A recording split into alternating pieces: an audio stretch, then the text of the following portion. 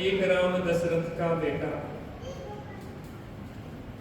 एक राम दशरथ का बेटा, एक राम घट घट में बैठा। एक राम दशरथ का बेटा, एक राम घट घट में बैठा। एक राम है जगत पसारा और एक राम सब जग सो न्यारा। एक राम दशरथ का बेटा, एक राम घट घट में बैठा। एक राम है जगत पसारा, एक राम सब जग सो न्यारा। जय श्री राम बोलो, जय श्री राम। जय श्री राम बोलो, जय श्री राम। एक राम दशरथ का बेटा, एक राम घट घट में बैठा। एक राम है जगत पसारा, एक राम सब जग सो न्यारा। जय श्री राम बोलो, जय श्री राम। जय श्री राम बोलो, जय श्री राम। जय श्री राम बोलो, जय श्री राम। जय श्री राम बोलो, जय श्री राम। बोलो वितराग श्री रामचंद्र की जय। चार रामों की चर्चा है। एक राम, इसकी चर्चा हम यहाँ कर रहे हैं, दशरथ का बेटा जिनका जन्म हो चुका है।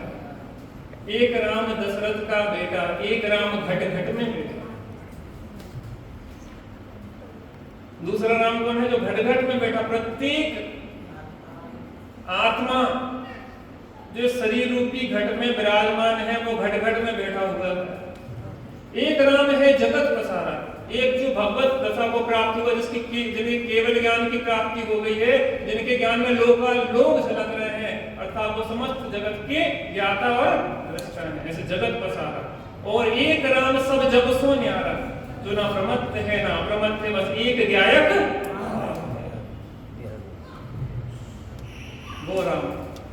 उस राम का आश्रय लेने से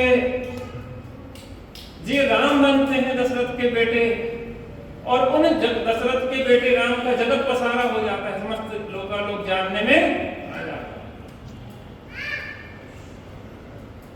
एक राम दशरथ का बेटा, एक राम जो घट घट में बैठा राम है, जो ना प्रमत्त है ना अप्रमत्त है, बस एक ज्ञायक भाव है, जग सो न्यारा है। जो उस आत्मा राम का आश्रय लेने से जे राम बनते हैं, और फिर क्या होता है? हमें जगत पसार अर्थात समस्त उनके ज्ञान में लोग ऐसे श्री राम भगवान की चर्चा हो रही है। जन्म हो गया है। कौशल्या माँ ने 4 स्वप्न देखे थे। पहला स्वप्न क्या देखा था बच्चों?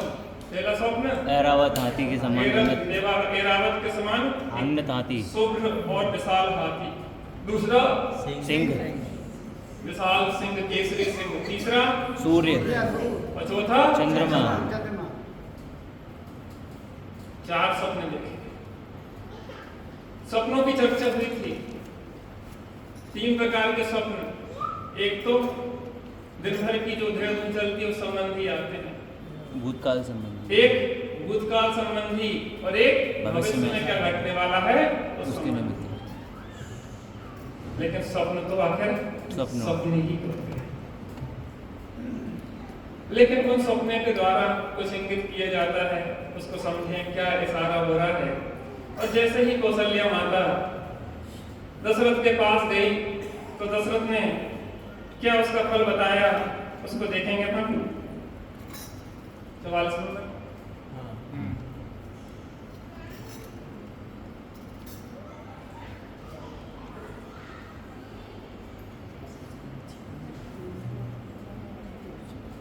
जिन भर दरबार तुम्हारा, स्वर्गों से सुंदर प्यारा, जिन बीत राग मुद्रा से परिणामों में उजियारा, जैसे तो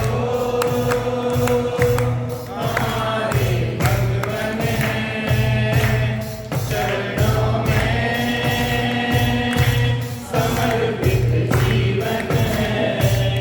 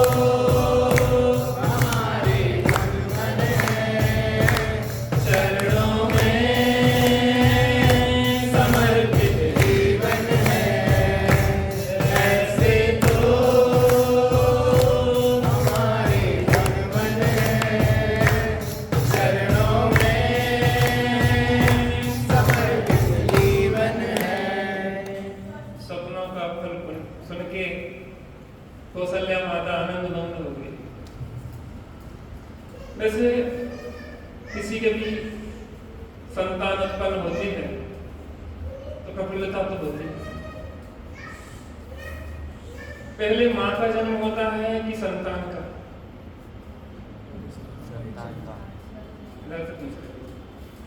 पहले माँ का जन्म होता है कि संतान का? पहले माँ का जन्म होता है कि संतान का? दोनों का नहीं होता। पहले माँ का जन्म होता है कि संतान का? किसी से पूछ लेते हो।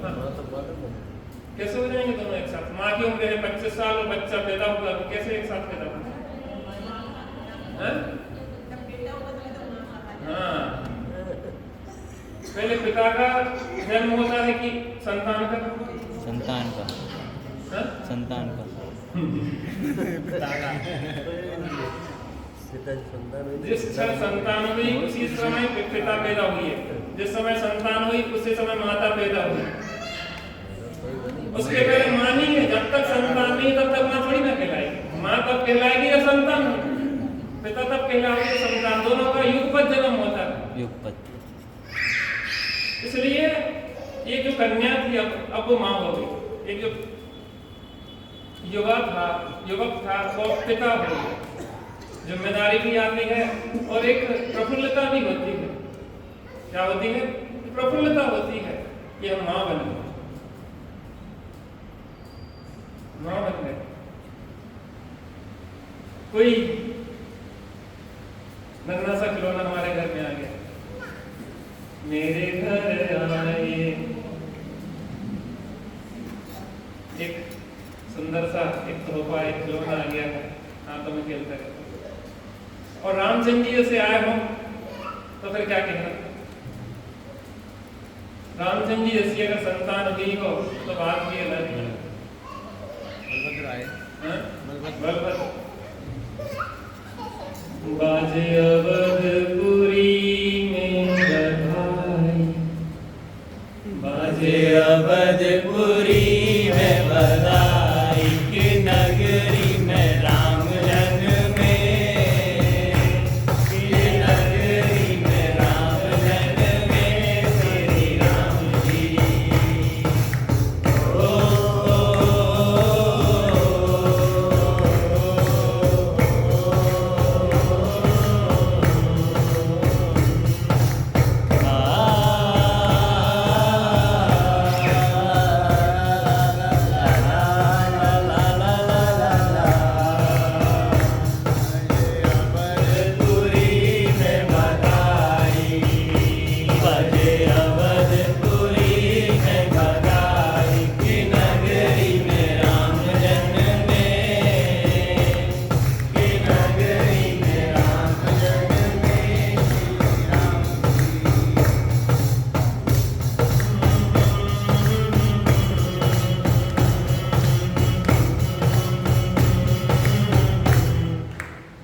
जगे भाग्य है कौशल्या माँ के, जगे भाग्य है कौशल्या माँ के। हरि हो, जगे भाग्य है कौशल्या माँ के, जगे भाग्य कौशल्या माँ के। त्रिभुवन के नाथ जन्मे,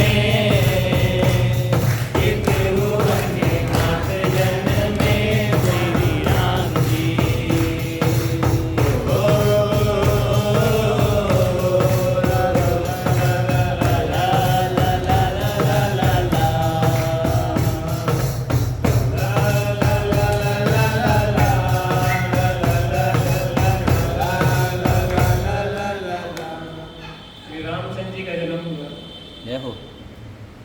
जय हो श्री रामचंद्र जी की जय। अभी नहीं, अभी तो बालक राम है, लेकिन भाभी निगम नए से अगर कहें तो बोलो भगवान रामचंद्र की जय। और जैसे ही दासी दशरथ को सूचना देने गई, दौड़ती हुई दासी जा रही है कि कौशल्या के संतान हुई और बड़ा आनंद। तो जितने भी जेवर आदि पहले थे सब बांट दिए। यहाँ पे पद्म पुराण जी में लिखा है रविशरण स्वामी ने कि मात्र छत्र चमर और वस्त्र छोड़े, क्या छोड़े? छत्र चमर और वस्त्र छोड़े, आगे सब बांट दिया। कितना हर सुंदर क्यों ना हो हर्ष, तद्भव मोक्ष गामी बलभद्र। और जिसका पूर्व में जानकारी थी कि ये मोक्षगामी जीव आने वाला है, ऐसा हर्ष हुआ। धन्य धन्य आज घड़ी कैसी सुखदार है, धन्य धन्य आज घड़ी कैसी सुखदार है, दरबार है ये सिद्धों का दरबार है, सिद्धों का दरबार है ये सिद्धों का दरबार है। धन्य धन्य आज घड़ी कैसी सुखदार है, धन्य धन्य आज घड़ी कैसी सुखदार है। अवधपुरी में राम जन्मे आनंद अपार है, अवधपुरी में राम जन्मे आनंद अपार है। खुशियाँ अपार आज हर दिल में छाई हैं, खुशियाँ अपार आज हर दिल में छाई हैं, खुशियाँ अपार आज हर दिल में छाई हैं, खुशियाँ अपार आज हर दिल में छाई हैं। दर्शन के हेतु देखो जनता बुलाई है, दर्शन के हेतु देखो जनता बुलाई है। चारों ओर देख लो भीड़ बेशुमार है, चारों ओर देख लो भीड़ बेशुमार है। चरणों की भक्ति करके आनंद अपार है, चरणों की भक्ति करके आनंद अपार है। धन्य धन्य आज घड़ी कैसी सुखदार है, धन्य धन्य आज घड़ी कैसी सुखदार है। अवधपुरी में राम जन्मे आनंद अपार है, अवधपुरी में राम जन्मे आनंद अपार है, अवधपुरी में राम जन्मे आनंद अपार है, अवधपुरी में राम जन्मे आनंद अपार है। रामचंद्र जी का जन्म हो गया, हमारे कथा नायक। पद्म पुराण जी आप पढ़ेंगे, लगभग 40% पद्म पुराण पढ़ने के बाद में श्री रामचंद्र जी की एंट्री होती है। पहले तो रावण की विभूतियां गिनाई जाती हैं। रावण ऐसा था, रावण ऐसा था, रावण ऐसा था, रावण ऐसा था, रावण ऐसा था। लेकिन ऐसे रावण को श्री रामचंद्र जी ने परास्त कर दिया। तो राम की महिमा हो महिमा किसकी करना थी? राम और लक्ष्मण की। तो ऐसे क्षण मात्र में उस रावण को, उस त्रिखंडाधिपति रावण को राम और लक्ष्मण ने परास्त कर दिया। तो महिमा किसके पाले में आ गई? जितनी थी राम और लक्ष्मण के पाले। यहाँ पे कह रहे हैं कि जब रामचंद्र जी का जन्म हुआ तो बहुत उत्सव मनाया गया और सभी को उदारता से दान दिया गया और नाम रखा पद्म। क्या रखा? पद्म। मैंने एक कथा सुनाई थी, पद्म नाम क्यों रखा गया? दो कारण हैं। एक तो पद्म पुराण से कहते हैं कि रामचंद्र जी का नाम पद्म था। दूसरा कारण क्या था? पद्मरुचि सेठ। पद्मरुचि सेठ के कुल में इस कारण से उनका नाम पद्म है। और बहुत धीरे धीरे वो समय समय बड़े हुए, सब लोगों ने खिलाते थे, लेकिन अभी और भी एंट्री होने वाली है साथ में, देखते हैं। जिनवर दरबार तुम्हारा, स्वर्गों से सुंदर प्यारा, जिन बीत राग मुद्रा से परिणामों में उजियारा, ऐसे तो हमारे भगवान हैं, चरणों में समर्पित जीवन है,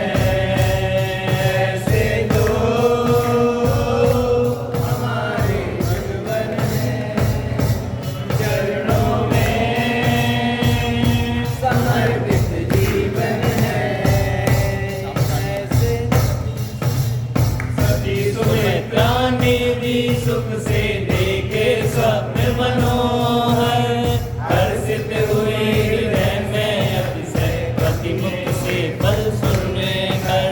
हुआ सुमित्रा की सुखी से लक्ष्मण अति बलधारी, ब्रह्मृत होते उसे नसे उर्वासी नर नारी। राम और लक्ष्मण दोनों ये चंद सूर्य से भाते, इन्हें देख कर मानव लोचन गुना गुना सुख पाते। पूर्व जन्म संस्कार विवशता इनमें प्रेम परस्पर, होते थे आनंदित सभी वचन सुधारस पीकर। सूरवीरता की प्रतिमा ये भाग्यवान थे जग में, सुखदायक अत्यंत हुए दशरथ जीवन मार्ग में। राम शेष बलभद्र कहाए लक्ष्मण श्री नारायण, थे दोनों ही वीर जन्म से श्रीजन धर्म परायण। कर दरबार तुम्हारा सर्वों से सुंदर प्यारा, जीवित राग गंगा से परिणामों में बलिहारा। से तो हमारे चरणों में समर्पित जीवन है। से तो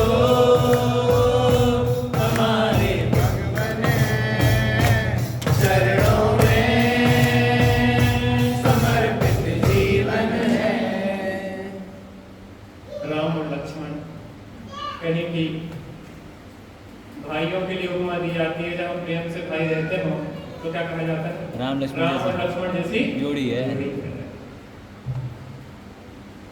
कैसी जोड़ी है?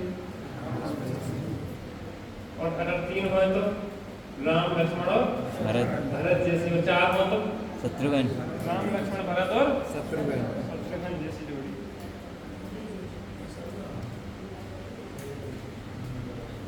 शत्रुघ्न की प्रसिद्धि थोड़ी सी कम कम रह रही। जाती। शत्रुघ्न की चर्चा बाद में आने वाली है। शत्रुघ्न ने राजा मधु को हराया था। मथुरा का राज्य करते थे राजा मधु। आपने वो कथा सुनी होगी कि वो हाथी पे बैठे बैठे उन्होंने कैसे वंश किए थे। तो मधु की बात, बहुत प्रतापी राजा थे और उन्हें विद्या बहुत सिद्ध थी। जब राम लक्ष्मण वापस आ गए वनवास से, तो उन्होंने शत्रुघ्न से कहा कि भाई क्या चाहते हो, तुम भी कोई राज्य वगैरह ले लो। तो उन्होंने कहा कि मुझे मथुरा का राज्य चाहिए। पहले मथुरा की बात नहीं करो, वहां पर रावण का रिश्तेदार है ना, वो मधु, वो बहुत खतरनाक है, उससे तुम भिड़ जाओगे तो बड़ी परेशानी होगी। शत्रुघ्न कहने लगा फिर क्या फायदा, छोटे मोटे से भिड़ने से क्या फायदा, भिड़ना है तो अच्छे तगड़े से भिड़ो। एक बार किसी गधे ने शेर को लड़ने के लिए आमंत्रण दे दिया। किसने? गधे ने सिर।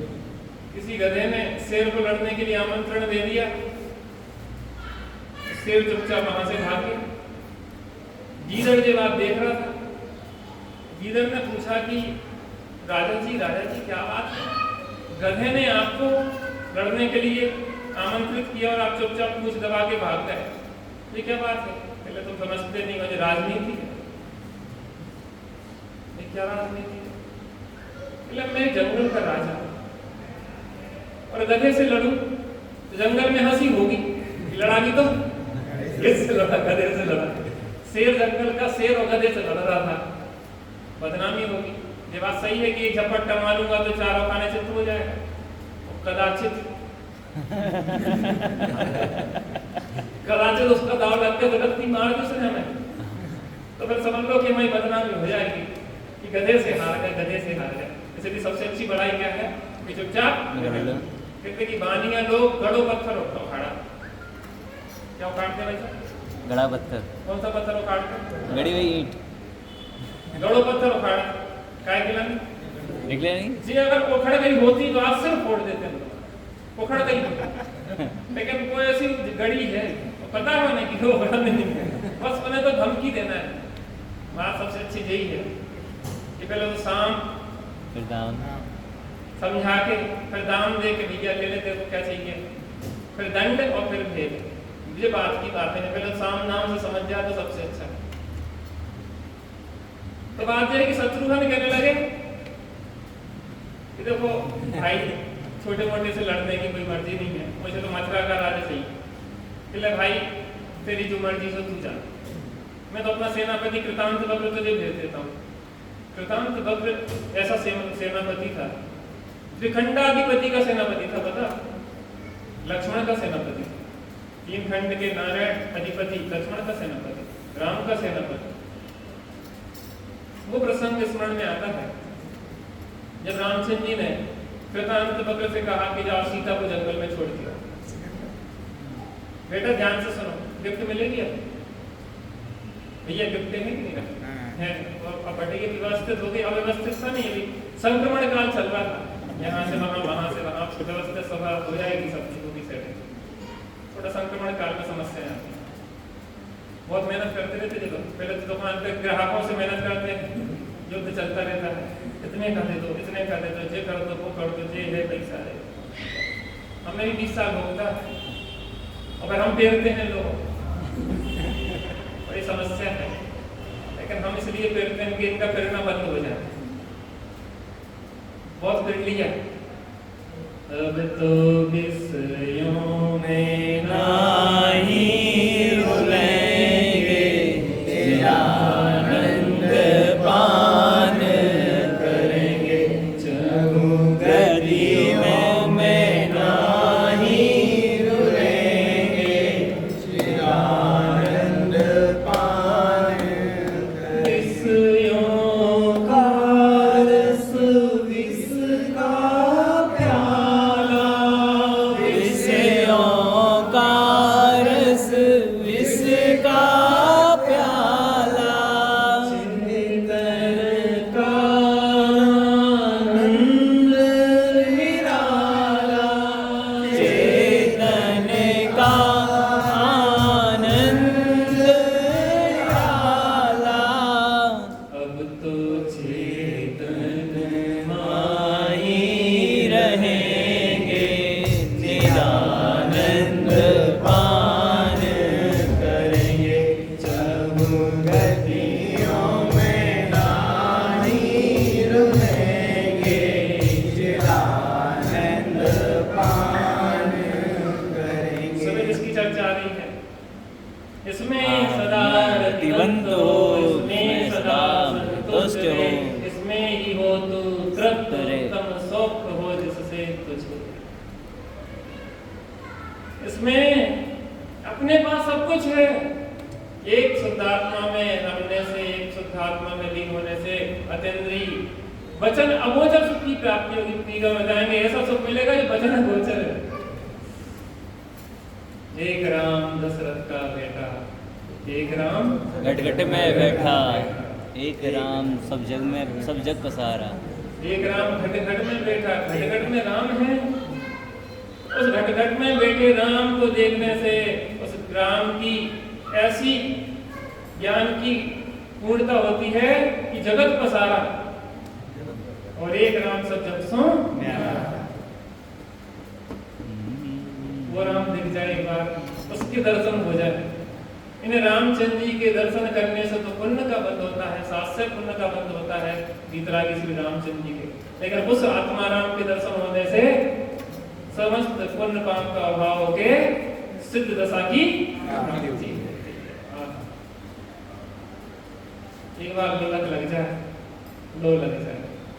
कृतांत बक्र को जब कहा गया कि तू जा सीता को छोड़ गया, कृतांत बक्र ने कहा अपराध क्या, माता सीता का अपराध क्या, मुझे बताइए आप। कहने तू नहीं पूछ सकता मेरे से, तू मेरा नौकर है। ऐसी भाषा राम कभी नहीं बोलते, लेकिन अभी बहुत गुस्से में, क्या करें, क्या जवाब दें, क्योंकि जवाब नहीं है। सीता का अपराध बताना पड़ेगा तब आप जंगल में निकाल सकते।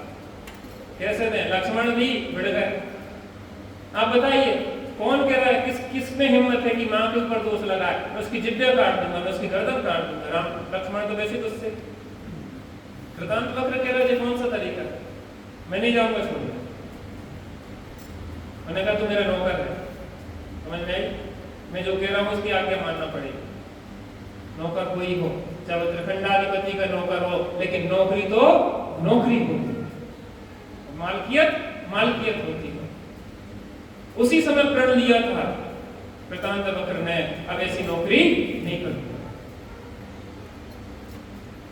और आके दीक्षा ले ली। और प्रसंग सुनाना चाहूंगा कृतांत वक्र के संबंध में आपको। जब लक्ष्मण का मरण हो गया, रामचंद्र जी लक्ष्मण कंधे पे टांगे हुए 6 महीने घूमते रहे। वो गिद्ध पक्षी था ना, क्या नाम था उसका, जटायु। जटायु। जटायु भी मरण को प्राप्त हुआ था रावण के प्रहार से, मुष्टि प्रहार से। दोनों स्वर्ग में देव हुए थे। इन्हें तपस्या करी थी कौन, कृतांत वक्र मुनि बन के, और वो भी स्वर्ग में देव बना था। दोनों ने अवधि ज्ञान लगाया, अपने कहा कि देखे तो हमारे प्रभु रामचंद्र जी क्या कर रहे हैं, और देखा तो कंधे पे भाई को टांगे घूम रहे। झगड़ा हो गया, कि बुद्धि खराब हो गई। चलो देखते हैं क्या प्रसंग हो गया। कहले ये लक्ष्मण मरण को प्राप्त होगा, ये स्वीकार नहीं कर पा रहे कि लक्ष्मण मर गए। तो ने कहा युक्ति लगाना पड़ेगी, जिसको उसकी भाषा में समझाना पड़ेगा। तो ये दोनों गए वहां पे, देश बदल के, अपने देव थे, देश बदल के पहुंचे। तो वहां पे कुछ आश्चर्यकारी कार्य करने लगे कि पत्थर पे बीज बोने लगे, उल्टा हल जोतने लगे, रेत को मथने लगे, और रेत को पेलने लगे। ऐसे कुछ काम करने लगे। रामचंद्र जी ने कहा कि मूर्ख को क्या करता है, मुर्दा जिंदा हो सकता है तो हमारे लिए काम क्यों नहीं हो सकता। चल तेरा भाई मर गया होगा, मेरा भाई जिंदा है अभी, कैसी बात कर रहा है।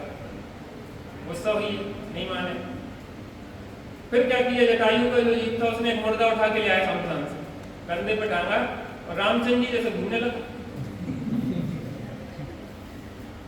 रामचंद्र जी के साथ घूमने लगा। कहले क्या कर रहे हो, मुर्दा था वो तो सड़ रहा था। अब जीव इनमें तो बदबू आती नहीं है, क्योंकि जो नारायण है इनके शरीर में ऐसे सड़न वगैरह नहीं होता। तो 6 महीना टांगे रहे तो उनमें तो बदबू, लेकिन वो मुर्दा तो बदबू मार रहा था। कहले हमारे मुर्दा लिए क्या घूम रहे, हम जिंदा है वो। कहले कैसे मुर्दा है, बदबू मार रहा। कहले तुम्हारा भी तो जो मुर्दा है। अरे नहीं मुर्दा नहीं है। अरे नहीं नहीं, अपन दोनों की जोड़ी अच्छी है, दोनों मुर्दे को टांगे घूम, तुम भी टांगे घूम रहे, अपनी अच्छी जोड़ी मिल रही है, चलो अपन साथ में। अरे चल पक, मेरा भाई मरा नहीं है, तो झूठ बोल रहा है। तब सबने समझाया। उस कृतांत वक्र के जीव ने, जो देव बन गया था, फिर ने गिरा, महाराज जागो, 6 महीने हो गए हैं टांग के टांग, अब जाग जाओ, ये जीवित होने वाले नहीं, मर चुके हैं। फिर वहीं पे नदी के किनारे सरयू तट पे सारे उनका देहावसान किया, और रामचंद्र जी दीक्षा ले ली। एक प्रसंग और सुनाना चाहूंगा। तो वो कथा तो हमारी ऐसी है, प्रभु अनंत प्रभु कथा अनंत, पूरी नहीं हो पाती हो। कथा तो चलती रहेगी, मैं कुछ आपको बीच बीच के, आप खुद ही पढ़ोगे तब मजा आएगा। 6.5 महीने के प्रवास में सिंगोली रहे थे, तब पूरी हुई थी वो कथा। 6.5 महीने में मेमोरी तक हो जाएगी, मेमोरी तक हो जाएगी।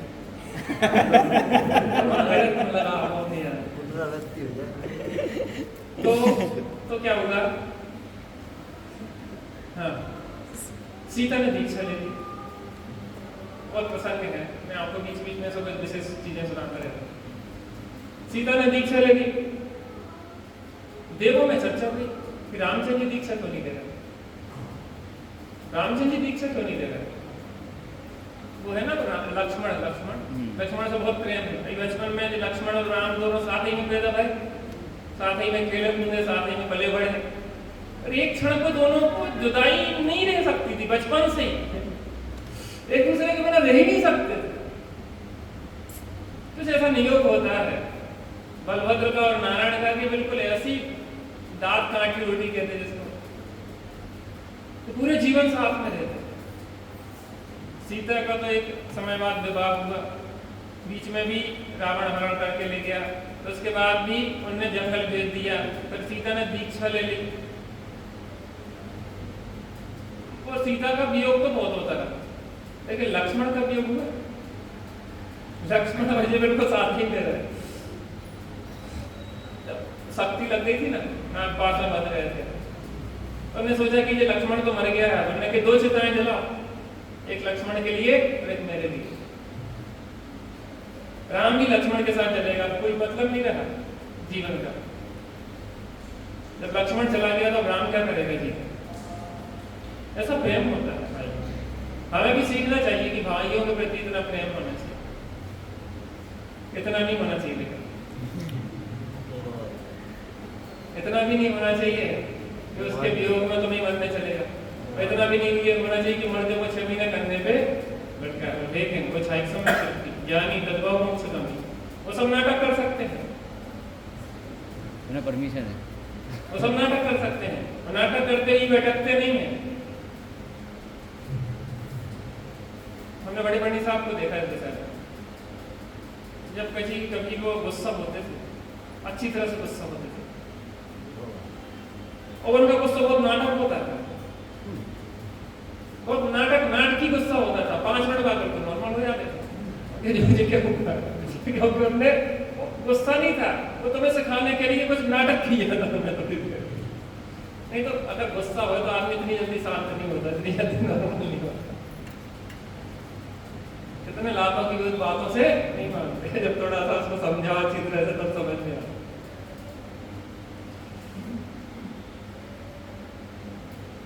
क्या कह रहा था ना? नाटक। हाँ, देवों में चर्चा हुई कि जे क्यों दीक्षा नहीं ले रहे, वो भाई के प्रति बहुत प्रेम है उनका, अटूट प्रेम है। परीक्षा लेते हैं, देवों ने परीक्षा लेने के लिए वहां से देव आए, लक्ष्मण के पास पहुंचे, लक्ष्मण जी से झूठ बोला कि रामचंद्र जी मर पूरा भी नहीं बोल पाए, उतने में लक्ष्मण वास्तव में मर गए, वास्तव रियल, झूठी नहीं है जगह, वास्तव में मर गए। इतना प्रेम लक्ष्मण का राम के प्रति, इतना प्रेम था कि सुन भी नहीं पाए कि राम मर गए, उनका मरण हो गया, चारों रोवा पीटी मच गई। और जैसे ही राम को पता पड़ा कि रोना हो रहा है, तो राम पहुंचे, तो जैसे आदमी नहीं होता, कोई मरण हो जाए तो उसकी बुद्धि काम करना बंद हो जाए, सोच नहीं पाता बदल में, तो राम ने स्वीकार ही नहीं कर पाए कि लक्ष्मण मर गया। वो ये कह रहे थे कि लक्ष्मण मर नहीं सकता, मेरा भाई मर नहीं सकता, मेरा भाई मुझे छोड़ के जा नहीं सकता, मैं इसके बिना जिंदा नहीं रह सकता, मैं इसके बिना नहीं रह सकता। स्वीकार नहीं कर पा रहे थे, बहुत अंदर से आंदोलित हो रहे थे, नहीं तुम लोग सब हटो, मेरा भाई नाराज हो गया है वो, मैं उसको मना लूंगा, मुझसे गुस्सा है थोड़ा सा, बचपन से ही वो थोड़ा नटखट रहा है, मुझसे बात को गुस्सा हो जाता था, थोड़ा सा गुस्सा हो गया, इसलिए मैं उसको मनाऊंगा। और उसको कंधे पे डांगा और घूमने लगे, चलो भाई अपन थोड़ा सा बगीचे में घूम आते हैं। बगीचे में घुमाया, यहाँ वहाँ नहलाया धुलाया, शाम भोजन लगवाया, अब कुछ भाई खाते क्यों नहीं हो, ऐसे भी क्या गुस्सा है, अब हो गई होगी कोई गलती, अब क्षमा कर दो, अब तुम खा लो, गुस्सा को छोड़ो। 6 महीने व्यतीत हो गए, आप सोचो क्या होता होगा। चाहे सम्यक दृष्टि तद्भव मोक्षगामी के ऐसे नाटक देता है, कर्म का उदय ऐसे ही करवाता है, अप्रत्यक्ष कसाय का उदय था। ये कसाएं किसी को नहीं छोड़ती भैया, उन्हें भी दुख देती है ज्ञानी सम्यक दृष्टि को जो कसाएं हैं। और इस प्रकार से वो प्रसंग घटा और फिर अंत में उनका मोक्ष, फिर दीक्षा ली, लवकुश भी मोक्ष गए। एक प्रसंग और सुनाता हूं, लवकुश से राम और लक्ष्मण का युद्ध हुआ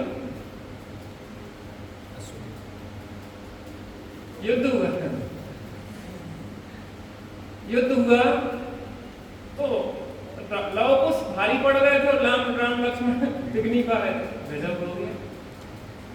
जो पहली बार हुआ कि मैं नारायण बलभद्र जे हैं कि हम हैं। इस कंफ्यूजन में यहाँ तक कि लक्ष्मण तो मूर्छित हो गए इनके बाणों से। सीता ने कहा था कि देखो पिता और चाचा हैं, उन्हें कोई क्षति नहीं, मुझे वचन दो। चले ठीक है, हम ऐसे बाण नहीं चलाएंगे कि उनका घात हो जाए, थोड़ी बहुत खिलकोटे तो कर लेंगे। खूब युद्ध किया और मूर्छित हो गए। सारथी रथ मोड़ के अयोध्या ले जाने लगा। नहीं, और रास्ते में मूल छठुटी के लिए क्या कर रहे हैं? युद्ध से मुझे पीठ दिखा के भाग रहे, चलो देखते हैं। चक्र चला दिया, चक्र नारायण थे ना, चक्र चला दिया, चक्र उनका परिक्रमा करके वापस आ गया। जो सब षड्यंत्र रचा था नारद जी ने, अभी एक षड्यंत्र रचने वाले हैं नारद जी। अभी बहुत मजा आएगा आपको वाले प्रसंग। नारद जी को इसी में मजा आता था, नारायण नारायण। कौतूहली स्वभाव होते हैं, उन्हें जब तक बनी ना बिगाड़े तो मंदिला खाएगी, ऐसे थे, उन्हें बड़ा मजा आता था। तो कुछ ना कुछ डंडे फंसाते रहते हैं। ऐसी लोग अलग अलग स्वभाव कुछ महिलाएं होती हैं, दोनों हाथ में दीनों तेल और तुम नाचो हम देखेंगे। सास और बहू को भिड़ा दिया और बड़ी मजा दे, क्या बढ़िया खाएगा, वीडियो बना दो। तो यहाँ की बात नहीं कर रहे, यहाँ तो राम राज्य चल रहा है। लेकिन ऐसी प्रवृत्ति हम में ना आ जाए, इससे बचे रहना। बाहर बहुत धंधा ना बने, आप लोग तो सुरक्षित।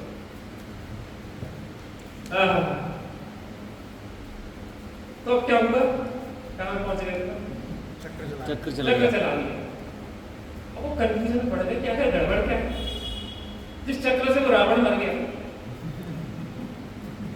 जिस चक्र से रावण मर गया, जो छोटे छोटे बच्चे और इनकी हमें हाथ में देख रहे हैं, हम तो कंफ्यूजन पड़ गए।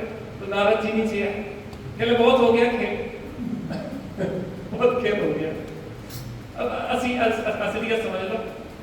जी एक और भी नहीं है, तो तुम्हारे भतीजे हैं, जब रामचंद्र जी आपके बच्चे हैं, संतान हैं, तो फिर मधुर मिलन भी हो गया, मिलन हो गया। तो थोड़ी आगे और बढ़े, बच्चों को तो रख लिया, सीता बनी बाप। सबने समझाया सीता सीता है, मैं सीता को। तो भावंड वगैरह पहुंचे कि माता चलो चलो चलो, लगा लिया। सीता राज्यसभा में आई, सीता राज्यसभा में आई, शायद अपना लेंगे तो क्या समस्या है, बच्चों को अपना लिया, हमें भी अपना लेंगे। रामचंद्र जी ने जैसे सीता दिखी और ऐसी लाल आंख हो गई, वो बिल्कुल टेढ़ी हो गई, और ऐसे देखा कि जैसे कोई शत्रु आ गया। बोले तू कैसे आ गई यहाँ बिना बोला, यहाँ कैसे आ गई? आप देखो कर्म को कैसे कैसे नाच दिखाते हैं। आपको ये बातें सुनने को मिलती क्या? बलभद्र की पटरानी 8 रानियों के ऊपर हुए, उसको इस तरीके के तिरस्कार के वचन जगह जगह मिल रहे हो, और फिर भी धैर्य रखे। हमें सीखना चाहिए इन बातों को। हम तो थोड़ी बात पे हम तो चले मायके,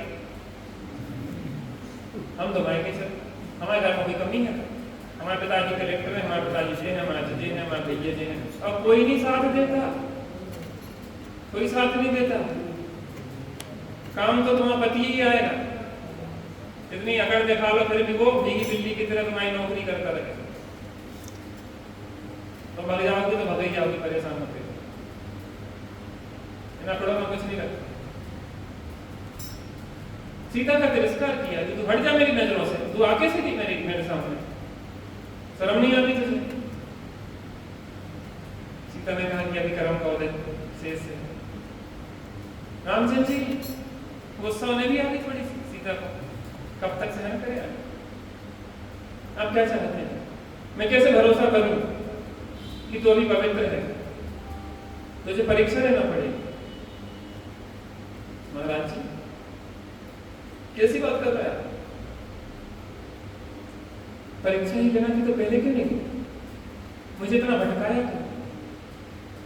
उस समय परीक्षा ली जा सकती थी जबकि प्रजा ने मेरे ऊपर आरोप लगाया था। मुझे इतना जंगलों में छोड़ के आपने भटकाया, परेशान किया। ये आपका न्याय नहीं है। जगत में अच्छा दिखने के लिए मुझे सताते रहे आप। आपको न्यायप्रिय का दर्जा मिल गया और मुझे इसका मोहरा बना दिया। ये बात आपकी योग्य नहीं है, आपने मेरे साथ अन्याय किया। राम के मन का पश्चाताप, सती सीता का गलत बात है। आप बोलिए क्या सर, आप मेरे से परीक्षा लेना चाहते हैं? मैं कालकूट विष पी लूं मैं अग्नि में जल जाऊं, मैं पानी में कूद जाऊं, आप जो कहेंगे मैं सीता आग देने के लिए तैयार है। परीक्षा तुमने कहा कि सीता कुछ अग्नि परीक्षा देना हो, चलो बोलिए।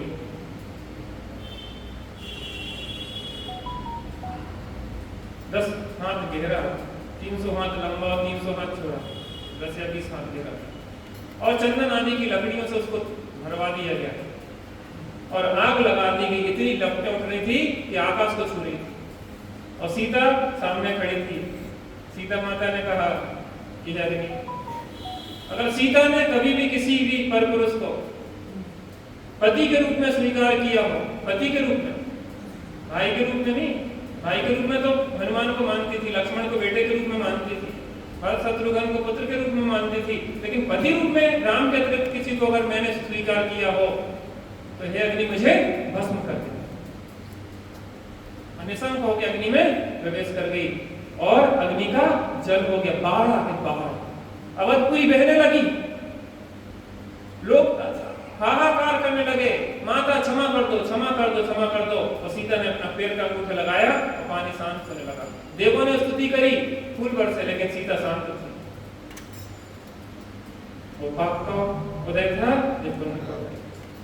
सुख आते हैं, दुख आते हैं, आते जाते सुख दुख में हम मस्त रहते हैं, हम मस्त रहते हैं, हम मस्त रहते हैं, हम मस्त रहते हैं। सुख आते हैं, दुख आते हैं, सुख आते जाते सुख दुख में हम मस्त रहते हैं,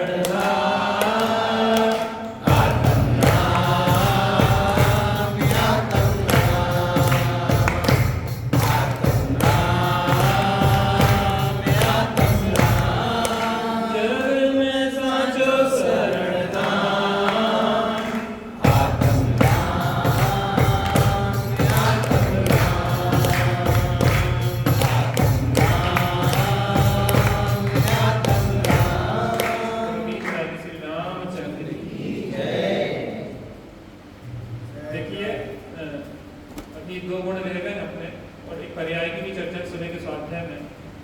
6 सामान्य गुणों की चर्चा चल रही ना, द्रव्य गुण पर्याय की। तो शीघ्र ही उस विषय को अपन पूरा करके आप लोगों का एग्जाम ले लेंगे, है ना।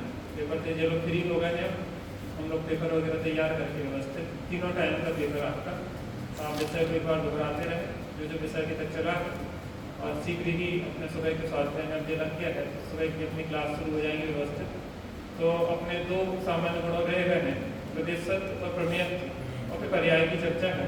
उसके बाद अपन एग्जाम इसका ले लेंगे, फिर आगे जो विषय चलेगा वो फिर इससे अलग से उसकी चलेगी। चलिए प्रश्न वगैरह। सहजानंद